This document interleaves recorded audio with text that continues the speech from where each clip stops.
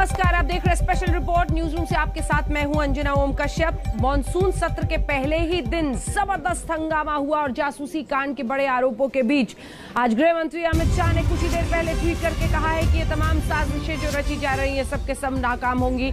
जासूसी के आरोपों पर अमित शाह का विपक्ष पर ही निशाना है। उन्होंने कहा देश को अपमानित करने की ये साजिश है और इससे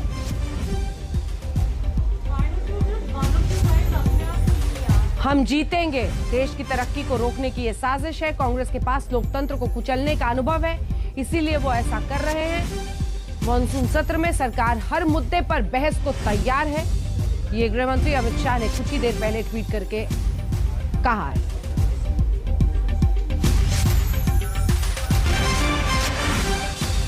तो आखिर गृह मंत्री ने ये क्यों लिखा है? आज स्पेशल रिपोर्ट में बात सियासत में आया जासूस। आज कांग्रेस पार्टी ने केंद्र सरकार पर सनसनीखेज इल्जाम लगाए हैं।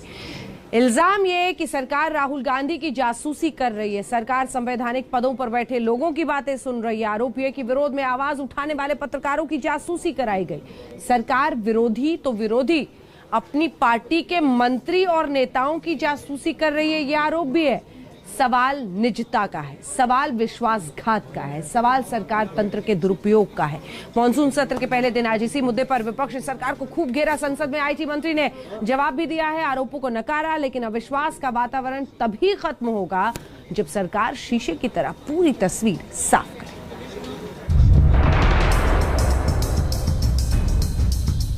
संविधान और कानून दोनों की हत्या मोदी सरकार द्वारा कैसे की जा रही है?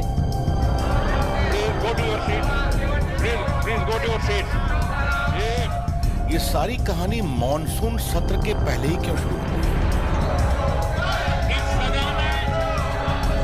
प्रजातंत्र को पांव तले कैसे रौंदा जा रहा है? देश सब देख रहा है और समझ रहा है। संसद में जासूसी पर हंगामा। It is a customary and tradition. जासूसी पर बीजेपी बनाम कांग्रेस। आज मॉनसून सत्र का पहला दिन विपक्ष के सनसनीखेज इल्जामों के बौछार और केंद्र सरकार के पलटवार के नाम रहा। कांग्रेस ने सबसे बड़ा आरोप मोबाइल के जरिए राहुल गांधी की जासूसी का लगाया। राहुल गांधी जी के फोन की जासूसी करवा के आप कौन सा क्राइम और टेरर से लड़ाई लड़ रहे थे? Hindu, Indian express, TV 18, India today, frontier TV, wire, news click, इनकी जासूसी करवाकर आप कौन से टेररिस्ट से लड़ रहे थे? आप हिंदुस्तान के चीफ इलेक्शन कमिश्नर की जासूसी करवाकर कौन से उग्रवादी से लड़ रहे थे? तो क्या राहुल गांधी समेत सैकड़ों लोगों की जासूसी हुई? इस कहानी को आप इस रिपोर्ट से समझिए, जिसने सियासी भूचाल ला दिया।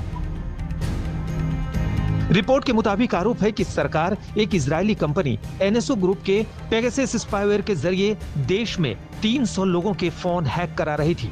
दरअसल एक डेटाबेस लीक हुआ, इसमें 300 वेरीफाइड भारतीयों के नंबर शामिल है और इन 300 भारतीयों में आरोप है कि मंत्रियों, विपक्ष के नेताओं, वैज्ञानिकों, पत्रकारों, कानून जगत से जुड़े लोग, उद्योगपतियों और सामाजिक कार्यकर्ताओं के नाम शामिल हैं। मीडिया रिपोर्ट का दावा है कि संदिग्ध फोन नंबर पर फोरेंसिक जांच की गई।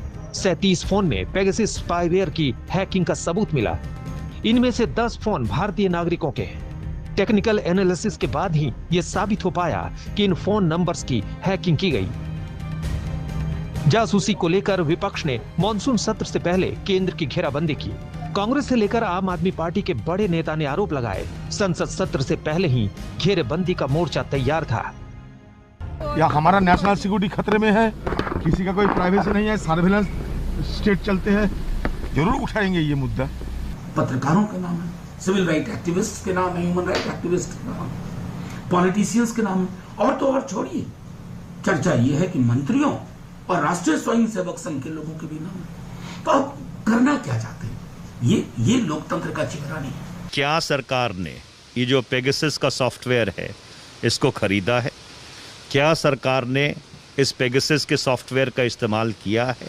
अगर मामला कोई राष्ट्र की सुरक्षा से न जुड़ा हो तब समाज के अंदर में सम्मानित बुद्धिजीवी वर्ग का, सम्मानित नेताओं का, सम्मानित पत्रकारों का, सम्मानित आम जनता की निजता की जासूसी करना यह अपराध है और स्वस्थ लोकतंत्र के लिए खतरा है।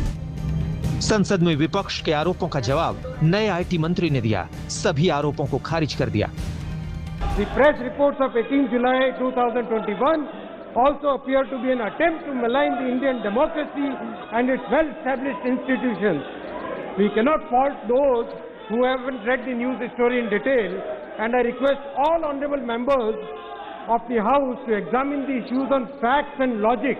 It is beyond dispute that the data has nothing to do with surveillance or with NSO, so there can be no factual basis to suggest that a use of the data somehow equates to surveillance. सुना आपने संचार मंत्री को Israeli company के जरिए जासूसी करवाने के आरोप कांग्रेस ने लगाए, तो बीजेपी ने सभी आरोपों को बेबुनियाद बता दिया है। कांग्रेस आरोप पर आरोप लगा रही है, बीजेपी आरोपों के सबूत मांग रही है। आज दिन भर बार पलटवार का सियासी खेल चलता रहा, देखिए। इधर संसद में केंद्रीय मंत्री ने जासूसी की थ्योरी को नकारा, उधर कांग्रेस ने प्रेस कॉन्फ्रेंस करके मोदी सरकार पर सबसे बड़ा सियासी हमला किया। फिर क्या था, बीजेपी और कांग्रेस में जुबानी जंग शुरू हो गई। वॉक युद्ध शुरू हुआ राहुल गांधी की जासूसी के सवाल से। राहुल गांधी जी की भी जासूसी और खुद के मंत्रियों की भी जासूसी। आप जो कैमरे के आगे और पीछे हैं, आपकी भी जासूसी, और देश की रक्षा करने वाले हमारे सिक्योरिटी फोर्सेस के हेड्स की भी जासूसी। क्या किसी सरकार ने इससे ज्यादा शर्मनाक कुकृत्य कभी किया होगा? सबसे बड़ी बात है कि जो लोग अपना नाम बता रहे हैं या कुछ लोग कह रहे हैं, वो भी इसको विश्वास से सबूत नहीं दे पा रहे, क्योंकि जहां से कहानी आई है उन्होंने खुद कहा है हमारे पास कोई एविडेंस नहीं है इसको लिंक करने का। बहस से क्यों भाग रहे हैं वो? आज तो सुबह से उन्होंने हाउस को डिस्टर्ब किया ना, बहस करें, दूध का दूध पानी का पानी हो जाएगा। सरकार भी बोलती है, हम लोग भी बोलते हैं, वहां पर बहस से क्यों भाग रहे हैं? तो हर चीज में जेपीसी, पहले कुछ आधार बताएंगे आप? हमें भी कांग्रेस पार्टी से संसद में बहुत सवाल पूछने हैं। कांग्रेस ने निजता के हनन पर बीजेपी को घेरा, तो बीजेपी ने कांग्रेस को अतीत की याद दिलाई। श्री राहुल गांधी समेत देश के विपक्षी नेताओं, देश के सम्मानित अलग अलग मीडिया संगठनों के पत्रकारों और संवैधानिक पदों पर बैठे लोगों की जासूसी करवाई है। ये जो पूरे ये संस्थाएं, अंतर्राष्ट्रीय संस्थाएं, और भारत में उसको एक प्रकार से फोड़ने की कोशिश और ऐसे मर्यादा विहीन शब्दों की चर्चा, तो क्या भारत की राजनीति में कुछ लोग सुपारी एजेंट हैं क्या? मैं इस शब्द का प्रयोग कुछ जिम्मेदारी से कर रहा हूं। कुछ दल, कुछ नेता, क्या ऐसी अंतर्राष्ट्रीय कॉन्स्पिरेसी होती है तो उसके सुपारी एजेंट बन जाते हैं? कांग्रेस और बीजेपी में वार पलटवार का सियासी खेल शुरू हो गया। मोदी सरकार इजरायली स्पाईवेयर पिगैसस के माध्यम से देश के सम्मानित न्यायाधीशों की, जजेस की, संवैधानिक पदों पर बैठे व्यक्तियों की, खुद के मंत्रिमंडल के शायद मंत्रियों की, विपक्ष के सम्मानित नेताओं की, पत्रकारों, वकीलों, ह्यूमन राइट्स एक्टिविस्ट की, उन सब की जासूसी करवा रही है। कि अगर 45 से अधिक देश पेगासस का उपयोग कर रहे हैं, जैसा कि एनओसी ने बताया है, तो सिर्फ भारत को ही टारगेट क्यों किया जा रहा है? जबकि कहा गया कि साहब हमारे यहां एक सिस्टम है। आज मंत्री जी ने बताया वो सिस्टम ये है कि फोन को अगर टैप करना है या ट्रैक करना है तो टेलीग्राफ एक्ट के सेक्शन 5 में इस बात का प्रावधान है कि उसके लिए केंद्र के होम सेक्रेटरी या प्रदेश के होम सेक्रेटरी परमिशन देंगे। परमिशन रूल्स के मुताबिक, चाहे वो IT एक्ट हो, टेलीग्राफ एक्ट हो, एक निश्चित सीमा के लिए वो कार्रवाई चलेगी। उस कार्रवाई को एक रिव्यू कमेटी है जिसको कैबिनेट सेक्रेटरी हेड करते हैं। सवाल है जासूसी हुई या नहीं हुई। सरकार जासूसी के आरोपों को खारिज कर रही है, लेकिन कांग्रेस मोदी सरकार की नीति और नीयत में खोट बता रही है। आज तक ब्यूरो। तो कैसे ये पूरा बवाल दिन भर हुआ आपने देख लिया। संसद में सांसदों के हंगामे से शुरू हुआ मामला संसद के बाहर प्रेस कॉन्फ्रेंस तक पहुंच गया, लेकिन उसी संसद में आज एक और मुद्दे को लेकर पक्ष और विपक्ष में सीधी टक्कर हुई। प्रधानमंत्री मोदी ने विपक्ष पर आरोप लगाया कि उन्हें बोलने नहीं दिया गया। आप वरिष्ठ नेता हैं, सदन की गरिमा और परंपराएं बनाए रखें। माननीय अध्यक्ष, मंत्रिमंडल में नवनियुक्त सदस्यों को लोकसभा में इंट्रोड्यूस समझा जाए। संसद में पक्ष विपक्ष का हंगामा क्या कहता है? क्या विपक्ष को बीजेपी के दलित मंत्री पसंद नहीं? परिचय हो रहा तो कुछ लोगों को बड़ी पीड़ा हो रही। क्या पिछड़ी जाति का विरोधी है विपक्ष? You don't want to hear? I am responding to the notices given by. क्या महिलाओं को मंत्री बनाने से विपक्ष को कष्ट है? के बाद कुछ लोगों को राज नहीं आती है और इसलिए उनका परिचय तक नहीं होने देते हैं। मॉनसून सत्र का फर्स्ट डे, संसद में जाति संग्राम। Please go to your seat. आज संसद का मॉनसून सत्र शुरू हुआ। लोकसभा और राज्यसभा में प्रधानमंत्री करीब 5 मिनट बोले। 2 मिनट 22 सेकंड लोकसभा में बोले क्योंकि विपक्ष ने बोलने नहीं दिया। 2 मिनट 38 सेकंड राज्यसभा में बोले क्योंकि विपक्ष ने प्रधानमंत्री को बोलने नहीं दिया। नरेंद्र मोदी ने जो कहा उसका सारांश यही है कि विपक्ष ने बोलने नहीं दिया। हंगामे के चलते प्रधानमंत्री कैबिनेट में नए मंत्रियों का परिचय नहीं करवा सके। आज मुझे खुशी होती कि बहुत बड़ी मात्रा में हमारे दलित भाई मंत्री बने हैं। खुशी होती आज हमारे आदिवासी शेड्यूल्ड ट्राइब के सारे साथी बहुत बड़ी मात्रा में मंत्री बने हैं। सबको खुशी होती। माननीय अध्यक्ष जी, इस बार सदन में हमारे साथी सांसद जो किसान परिवार से हैं, ग्रामीण परिवेश के हैं, सामाजिक आर्थिक रूप से पिछड़े वर्ग से हैं, ओबीसी समाज से हैं, बहुत बड़ी मात्रा में उनको मंत्री परिषद में मौका मिला। उनका परिचय करने का आनंद होता। हर बेंच पर से बेंच को थपथपा करके उनका गौरव किया गया होता, लेकिन शायद देश के दलित मंत्री बने, देश की महिला मंत्री बने, देश के ओबीसी मंत्री बने, देश के किसानों के बेटे मंत्री बने। ये बात कुछ लोगों को राज नहीं आती है और इसलिए उनका परिचय तक नहीं होने देते हैं। माननीय अध्यक्ष जी,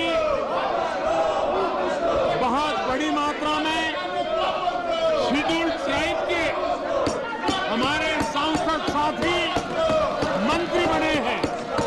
हमारे आदिवासियों के प्रति ऐसी कौन सी इनके प्रति रोष की भावना है कि वे आदिवासी मंत्रियों का परिचय इस सम्माननीय सदन में हो, ये भी उनको पसंद नहीं आ रहा है। माननीय अध्यक्ष जी, इस सदन में बहुत बड़ी मात्रा में दलित मंत्रियों का परिचय हो रहा है। दलित समाज के इन प्रतिनिधियों का नाम सुनने को ये तैयार नहीं है। ये कौन सी मानसिकता है जो दलितों का गौरव करने को तैयार नहीं? आप वरिष्ठ नेता हैं। प्रधानमंत्री नरेंद्र मोदी ने जो कहा वो आपने सुना, लेकिन उससे पहले क्या हुआ फ्रेम टू फ्रेम आपको दिखाते हैं। लोकसभा स्पीकर ने नए मंत्रियों का परिचय कराने के लिए प्रधानमंत्री मोदी का नाम लिया, लेकिन जैसे ही नाम लिया विपक्ष ने जोरदार हंगामा शुरू कर दिया। माननीय प्रधानमंत्री जी, माननीय आप वरिष्ठ नेता हैं, सदन की गरिमा और परंपराएं बनाए रखे। माननीय सदस्यगण, इस सदन की परंपराएं उच्च रही है। मेरा आप सबसे आग्रह है कि इस परंपराओं को न तोड़े तो उचित रहेगा। आप काफी लंबे समय शासन में रहे, इन परंपराओं को तोड़कर सदन की गरिमा को कम मत कीजिए। माननीय प्रधानमंत्री सर, मैं इतना ही अपील करता हूं sir, it is a customary and tradition. Honourable prime minister would like to introduce the new council of ministers. After that, they have got all right to raise the issue. With folded hands, I appeal to them. Kindly allow the introduction by Honorable Prime Minister, new Council of Ministers. इस सदन की गरिमा को बनाए रखे मैं पुनः आग्रह कर रहा हूं। प्रधानमंत्री ने आरोप विपक्ष पर लगाया, लेकिन कांग्रेस ने पलटवार किया। कहा बीजेपी भी 2013 में मंत्रियों के परिचय के दौरान ऐसे ही हंगामा कर चुकी है। आज तक ब्यूरो। क्या संसद की मर्यादा टूटी? क्या विपक्ष ने लक्ष्मण रेखा लांघी? हमारी ये रिपोर्ट देखकर जरा समझिए। देश के किसानों के बेटे, देश की महिला, देश के ओबीसी दलित भाई मंत्री बने, ये बात कुछ लोगों को राज नहीं आती है। आज संसदीय परंपराओं और मर्यादाओं के टूटने का आरोप संसद में गूंजा। प्रधानमंत्री मोदी के भाषण के बाद रक्षा मंत्री राजनाथ सिंह और केंद्रीय मंत्री पीयूष गोयल ने कहा कि विपक्ष ने लक्ष्मण रेखा लांघ दी। सबसे पहले सुनिए कौन सी परंपरा टूटी। 24 वर्षों से संसद सदस्य के रूप में मैं अपनी जिम्मेदारी का मैं निर्वाह कर रहा हूं और अध्यक्ष महोदय, मैंने देखा है कि जब भी कोई भी प्रधानमंत्री रहा हो, यदि वो अपने मंत्रिमंडल का विस्तार करता है तो चाहे एक मंत्री का शपथ ग्रहण हुआ हो या 50 मंत्रियों का शपथ ग्रहण हुआ हो, बराबर वह प्रधानमंत्री संसद में आकर सबसे पहले सदन की कार्रवाई प्रारंभ होते ही अपने मंत्रिमंडल के सभी सदस्यों का परिचय कराता है और पूरा सदन शांतिपूर्वक से प्रधानमंत्री की बात सुनता है और सभी जितने भी मंत्रीगण होते हैं उनका परिचय हासिल करता है। यह एक हेल्दी ट्रेडिशन यहाँ का रहा है। लेकिन मैंने पहली बार अपने 24 वर्षों के संसदीय जीवन में यह देखा है, इस परंपरा को इस बार संसद में तोड़ा गया है। अध्यक्ष महोदय, मैं कहना चाहता हूं कि जो कुछ भी कांग्रेस ने किया है वह दुखद है, वह दुर्भाग्यपूर्ण है और साथ ही साथ यह अनहेल्दी अप्रोच है। आज बड़ा दुर्भाग्यपूर्ण स्थिति विपक्ष के साथियों ने खड़ी की है और मुझे बड़ा दुख के साथ इसको कंडेम करना पड़ रहा है। इस प्रकार का व्यवहार देश की लोकतंत्र की परंपरा के लिए बहुत हानिकारक रहेगा। आज पूरे देश की आशाएं, आकांक्षाएं हम सबके साथ जुड़ी हुई है। पूरा देश इस दृश्य को देखकर आज पीड़ा करेगा कि जो हमारे ऊपर दायित्व उन्होंने दिया है उसको हम अच्छी तरीके से निर्वाह नहीं कर पा रहे हैं। दरअसल प्रधानमंत्री नए मंत्रियों का परिचय संसद में करवाते हैं। ऐसी प्रथा देश के पहले प्रधानमंत्री जवाहरलाल नेहरू के वक्त से चली आ रही है। जब नई सरकार बनती है या फिर मंत्रिमंडल का विस्तार होता है तब प्रधानमंत्री खुद ऐसा करते हैं। लेकिन इस बार विपक्ष के हंगामे के बीच प्रधानमंत्री अपने नए मंत्रियों का परिचय नहीं करवा सके। वैसे कई बार पक्ष और विपक्ष के टकराव में संसदीय परंपराएं पहले भी टूटी हैं। अगर संसद में कामकाज की बात करें तो यूपीए के मुकाबले एनडीए के दौरान संसद में कामकाज ज्यादा हुआ। 2014 से 2019 यानी 16वीं लोकसभा में कुल 1615 घंटे काम हुआ, जो 15वीं लोकसभा से 20% ज्यादा था। जबकि 17वीं लोकसभा के पहले 5 सत्र में भी काम 122% रहा। जबकि पिछले 5 दशकों में सबसे कम काम यूपीए 2 के दौरान हुआ। ये समझिए संसद को चलाने में कितना पैसा खर्च होता है। संसद को चलाने में हर मिनट करीब 2.5 लाख रुपए का खर्च आता है। यानी 1 घंटे संसद चलाने में खर्च आता है 1,50 लाख रुपए। राज्यसभा में हर दिन 5 घंटे का और लोकसभा में 6 घंटे का काम होता है। संसद लोकतंत्र का मंदिर है, वही मंदिर जहां से देश की दशा और दिशा तय करने वाली नीतियां बनाई जाती हैं। लेकिन उसी संसद से कई बार ऐसी तस्वीरें बाहर आती हैं जो चौंकाती हैं। आज तक ब्यूरो। तकलीफ तो इस बात पर होती है कि कल भी शायद ये तस्वीर बहुत ज्यादा बदले नहीं, लेकिन तस्वीर बदल रही है वो तबाही जो मौसम की वजह से आ रही है। दिखाएंगे आपको ब्रेक के बाद कैसे दिल्ली में कार सड़क के अंदर चली गई, कैसे सैलाब ही सैलाब है मुंबई से लेकर दिल्ली तक। नमस्कार, आप देख रहे हैं स्पेशल रिपोर्ट न्यूज रूम से। आपके साथ मैं हूं अंजना ओम कश्यप। देश में इस वक्त बारिश भयंकर हो रही है, बादल फट रहे हैं, बिजली गिर रही है। ये कहें तो शायद गलत ना होगा कि तबाही वाला मौसम आ गया है। दिल्ली से लेकर गुरुग्राम तक, मुंबई से लेकर गुजरात तक सैलाब का हाहाकार है। पहाड़ों पर तो बादल ऐसे फटे कि सब कुछ तहस नहस हो गया है। अगले 24 घंटे देश में भारी बारिश का अनुमान भी डरा रहा है। आ गया तबाही और बर्बादी वाला मौसम। दिल्ली से लेकर गुरुग्राम तक सैलाब ही सैलाब। मुंबई में आफत की बरसात, जिंदगी पर हुआ आघात। राजस्थान से गुजरात तक आ गया आफत का।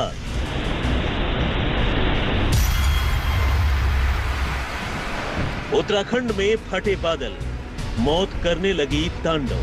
बारिश, बिजली और बादलों का तबाही वाला संगम।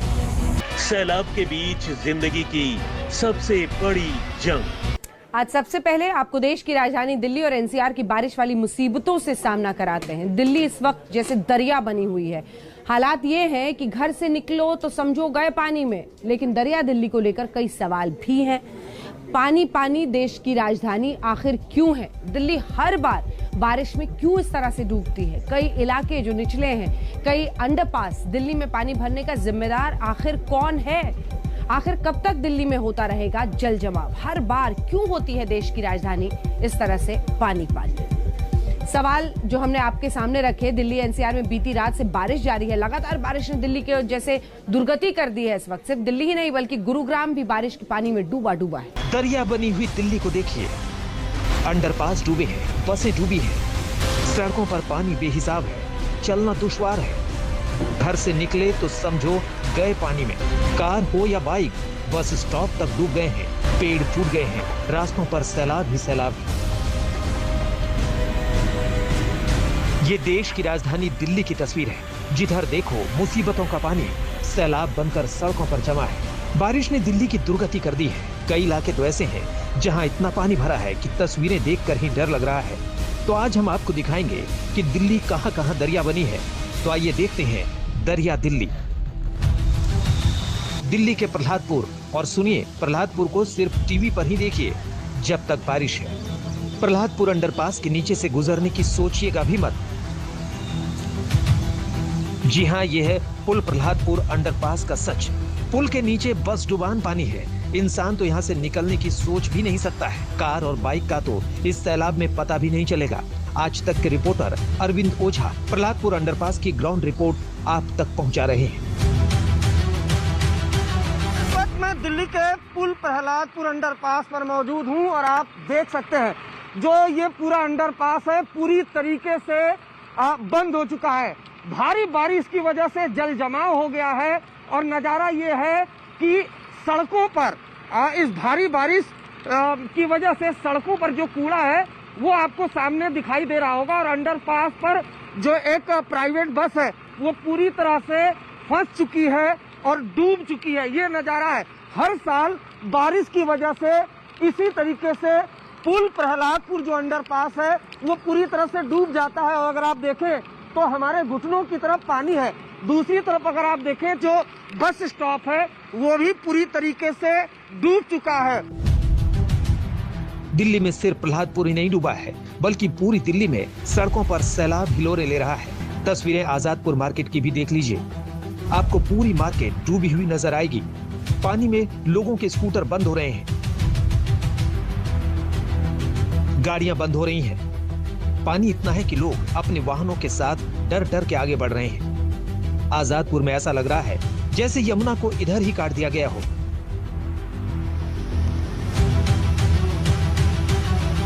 मुनीरका में तो इतना पानी भर गया कि पानी को निकालने के लिए पंप तक लगाने पड़ गए।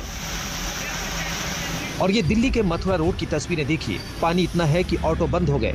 लबालब पानी के बीच गाड़ियां निकल रही हैं। बारिश में दिल्ली के तुगलकाबाद में भी बेहिसाब पानी भर गया। आप देख सकते हैं कि पानी में गाड़ी बंद ना हो जाए, इसलिए बच बच कर निकल रहे हैं।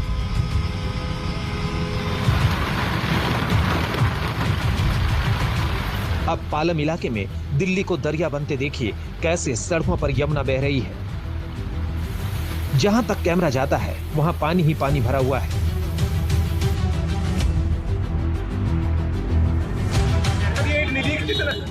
और अब दिल्ली के द्वारका की ये सबसे भयंकर तस्वीर देखिए। द्वारका सेक्टर 8 में दिल्ली पुलिस के जवान की गाड़ी रोड में समा गई। अश्विनी मेन रोड से जा रहे थे, अचानक उनकी गाड़ी के नीचे की सड़क एक गुफा जैसे गड्ढे में तब्दील हो गई और गाड़ी पूरी तरह से उस गड्ढे में घुस गई। जैसे तैसे पुलिस वाले की जान बची।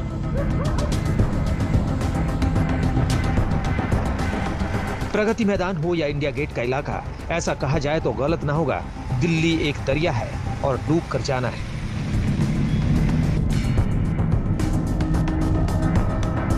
सिर्फ दिल्ली ही नहीं बल्कि गुरुग्राम भी डूबा हुआ नजर आया। यह है दिल्ली से सटे गुरुग्राम की तस्वीर। Cyber city, hi tech, smart city, कितने ही नाम हैं गुरुग्राम के। ये लड़की स्कूटी से निकली तो थी किसी काम से, लेकिन पानी में स्कूटी बंद हो गई।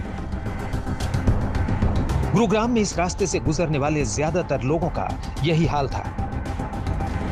पानी में डूबी हुई कारें, बीच रास्ते बंद पड़ी गाड़ियां, गाड़ियों को धक्का लगाते लोग। तस्वीरें हैं साइबर सिटी गुरुग्राम की, जहां पर इस वक्त लबालब पानी से सड़कें जो हैं वो भरी पड़ी हैं। शीतला माता मंदिर के पास की आपको तस्वीरें दिखाना चाहेंगे कि सड़कों पर तकरीबन 3 फीट तक पानी जो है वो भर चुका है और लगातार पूरा ट्रैफिक आवाजाही का जो रूट है वो पूरी तरह से इस वक्त बाधित हुआ है। लगातार लोगों को इस जो पानी जो जल भराव इस पूरे एरिया के अंदर हुआ है। आप तस्वीरें देख सकते हैं कि किस तरीके से लगातार जो गाड़ियां हैं उनके पूरे जो व्हील्स हैं वो पूरी तरह से डूबे हुए हैं और लगातार जो प्रशासन है यहाँ पर मुस्तैदी के साथ खड़ा हुआ है, इस उम्मीद के साथ कि ताकि लोगों को जल्दी से जल्दी इस एरिया की तरफ से जो है वो बाहर डाइवर्ट जो है वो किया जाए। गुरुग्राम के लक्ष्मण विहार इलाके की इस तस्वीर को देखिए। पूरी कॉलोनी पानी पानी है, लोगों के घरों में पानी घुसा हुआ है। दिल्ली एनसीआर में बारिश हुई तो सारे ड्रेनेज सिस्टम की पोल फिर से खुल गई। दिल्ली से अरविंद ओझा और कुमार कुणाल के साथ सुशांत मेहरा, गुरुग्राम, आज तक। देश की राजधानी के हालात आपने देखे, अब देश की आर्थिक राजधानी की हालत भी जरा देख लीजिए। जी हाँ, मुंबई की बारिश में भी मुसीबतों का दरिया बहने लगता है। आज सबसे डराने वाली तस्वीरें आई नवी मुंबई से। यहाँ बारिश के चलते 120 लोगों की जान खतरे में पड़ गई और उसके बाद शुरू हुआ ऑपरेशन जिंदगी। महाराष्ट्र की राजधानी मुंबई में मानसूनी बारिश जमकर कहर ढा रही है। हम आपको डूबती मुंबई में आफतों और मुसीबतों की तस्वीरें दिखाएं, उससे पहले आपको सीधे नवी मुंबई लिए चलते हैं। नवी मुंबई में फंसी 120 लोगों की जान। 78 महिलाओं समेत 120 लोगों का रेस्क्यू ऑपरेशन। खारघर की पहाड़ी पर फंसे लोगों का वीडियो देखिए। नीचे पानी का तेज बहाव और ऊपर लोहे की सीढ़ियों और रस्सियों के सहारे ऑपरेशन जिंदगी। रस्सियों को थामे आहिस्ता आहिस्ता सीढ़ी से उफनते नाले को पार करते लोग। मॉनसूनी आफत के बीच फायर ब्रिगेड की टीम 125 लोगों के लिए देवदूत की तरह आई। आप वीडियो में देख सकते हैं कि नौजवान हैं, महिलाएं हैं, किसान हैं, जो मूसलाधार बारिश से अचानक नाले में आए उफान के बीच फंस गए। जिंदगी खतरे में पड़ने लगी। आनन फानन में फायर ब्रिगेड को कॉल किया गया। फायर ब्रिगेड की टीम ने नाले पर सीढ़ियों से पुल बनाया और पकड़ने के लिए रस्सियां बांधी गई और एक एक कर 120 लोगों को सुरक्षित बचा लिया गया।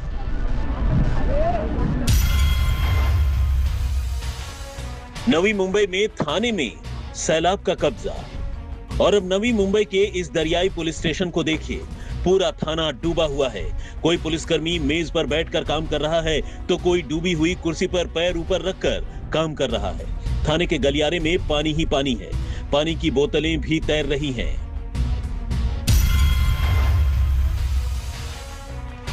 मुंबई के भांडुप का ये सीसीटीवी वीडियो देखिए, कैसे एक शख्स बारिश के पानी में चला आ रहा था। जैसे ही उसका पैर मैनहोल के ढक्कन पर पड़ा, वो मैनहोल में गिरते गिरते बचा। भांडुप के शख्स की किस्मत तो अच्छी थी, लेकिन नाला सोपारा में 4 साल का बच्चा मैनहोल में डूबने से नहीं बच सका। ये 4 साल का बच्चा मैनहोल में गिरने के बाद कहां गया, अभी तक कुछ पता नहीं है। इस वक्त हम हैं अंधेरी सबवे पर और यहाँ आप देख लीजिए कि काफी सारा जो सड़क है वो बंद किया हुआ है। लोगों को कहा जा रहा है कि वो यहाँ नहीं आए। ये जो सबवे है, सबवे का हाल आप देख लीजिए इस वक्त इस तरह का है कि ट्रैफिक डाइवर्जन पूरा बंद कर दिया गया। हालांकि सबसे अच्छी बात ये है कि पानी जो है वो सबवे के नीचे है, इसलिए जो रेलवे ट्रैक्स हैं वो उन पर कोई असर नहीं पड़ा है। वेस्टर्न रेलवे जो अंधेरी सबवे के ऊपर से गुजर रही है वो उस पर कोई असर नहीं पड़ा है। रेलवे की जो ट्रेन है वो सुचारू रूप से चल रही हैं। यहाँ पे जो लोग हैं, ट्रैफिक पुलिस से अलावा कई सारे जो लोग हैं वो लोगों की मदद करने के लिए लगातार यहाँ खड़े हुए हैं। हम आपको बता दें कि मुंबई में अगले 24 घंटे बहुत भारी बारिश होने की संभावना है, जिसके चलते मौसम विभाग की तरफ से रेड अलर्ट भी जारी किया गया है। जबकि 20 से 23 जुलाई के बीच मुंबई में बारिश का ऑरेंज अलर्ट भी जारी है। विद्या के साथ सौरभ वक्तानिया, मुंबई आज तक। लिए चलते हैं आपको अब जरा गुजरात। बारिश ने यहां भी जीना दुश्वार कर दिया है। सूरत में भयंकर पानी है, बाढ़ जैसा मंजर है। सूरत में 50-60 यात्रियों से भरी बस सैलाब के बीच फंस गई। तो बिहार के रोहतास में बारिश के बीच पिकनिक मनाने गए लोगों की जिससे सांसें अटक गई। आइए देखते हैं तबाही के मौसम में लोगों का ये रेस्क्यू ऑपरेशन। बारिश ने गुजरात के सूरत की सूरत और सीरत दोनों ही बदल दी है। तस्वीरें सूरत के सड़िया हेमत गांव की हैं। गांव पूरा टापू बन गया है। जब यहां से एक 50-60 यात्रियों से भरी लग्जरी बस गुजरी तो निकल नहीं पाई और पानी में बुरी तरह से फंस गई। कई घंटों तक बस के यात्री पानी के बीच खड़ी इस बस में फंसे रहे। बाद में गांव वालों ने ट्रैक्टर की मदद से बस को सैलाब के बीच से काफी मशक्कत के बाद बाहर निकाला। सूरत ही नहीं बल्कि पूरे दक्षिण गुजरात को 24 घंटों की बारिश ने डुबो दिया है। गुजरात के वलसाड का भी हाल बेहाल नजर आया। बारिश में पूरा शहर डूबा है। सड़कों पर पानी ही पानी है। लोग कमर तक पानी में चलने को मजबूर हो गए हैं। निचले इलाकों में कई घर आधे आधे डूब गए हैं। घरों के अंदर भी पानी ने घुसपैठ कर ली है। दुकानों में भी पानी भर गया है। रोहतास में लहरों के बीच अटकी सांसें। चारों तरफ उफनती हुई लहरें और लहरों के बीच फंसे 2 इंसान। लहरों का खौफनाक शोर सुनिए। लहरों के शोर के बीच टीले पर खड़े इन 2 बेबस लोगों को देखिए। ऐसा लगता है कि साक्षात काल से सामना हो गया हो। ये तस्वीर बिहार के सासाराम से 8 किलोमीटर दूर मांझर कुंड की है। कल मौसम सुहाना था, लिहाजा मौसम का मजा लेने ये दोनों अपने साथियों के साथ कैमूर पहाड़ी के इस झरने में पहुंच गए। मस्ती की पिकनिक उनके लिए मुसीबत बन जाएगी ये उन्होंने सोचा भी नहीं था। कुंड में अचानक पानी बढ़ता देख लोगों में हड़कंप मच गया। लोग ऊंचाई की तरफ भागने लगे। ज्यादातर लोग तो भागने में कामयाब रहे, लेकिन ये दोनों लोग इस टीले से आगे नहीं बढ़ पाए क्योंकि ये दोनों किनारे से काफी दूर नहा रहे थे और जब तक यहाँ तक पहुंचे कुंड लबालब भर चुका था। पानी की रफ्तार इतनी तेज थी कि किनारे खड़े लोग बेबस इन दोनों को देखते रह गए।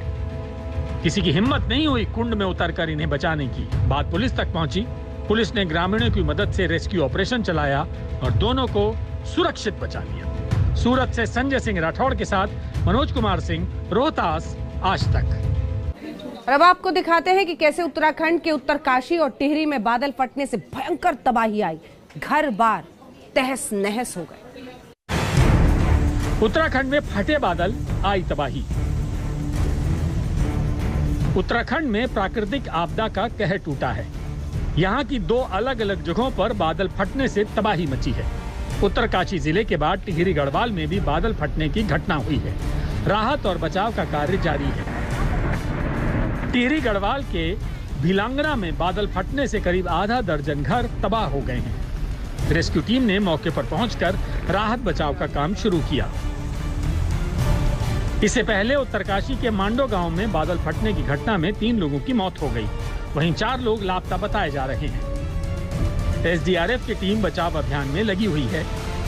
आज तक ब्यूरो। और इसी के साथ स्पेशल रिपोर्ट में इतना ही। देश दुनिया की बाकी खबरों के लिए आप देखते रहिए आज तक।